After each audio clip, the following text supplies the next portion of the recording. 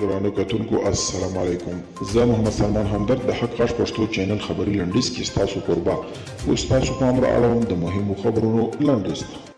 د امریکا د بهرنی چارو وزارت وایي د هغو افغانانو لپاره د ځانګړو ویزو بهیر چټک شوی چې په افغانستان کې د امریکایي ځواکونو د امریکا د حکومت لپاره کار کړی وي. د پاکستان صدر اعظم عمران خان وایي چې د حکومت په افغانستان کې د ستراتیژیکو موخو د څو لسیزو پالیسي په افغانستان کې د دوست حکومت د لرلو تګلاره بدله کړې ده. تیر ورځ د ترکمنستان د بهرنی چارو وزارت هرات ولایت ته راغی. د راپورونو له مخې له ده سره په دې سفر کې یو لوړپوړي پلاوي ملتیا کوله او هلته د بهرنی چارو وزیر حنیف اتمر سره وکتل او د دواړو لوري پر مهمو دوه اړخیزو مسایلو خبرې اترې وکړې. د امریکا د بهرنی چارو وزارت له افغانستان سره د 266 میلیون اضافي ډالرو د مرستې اعلان وکړ.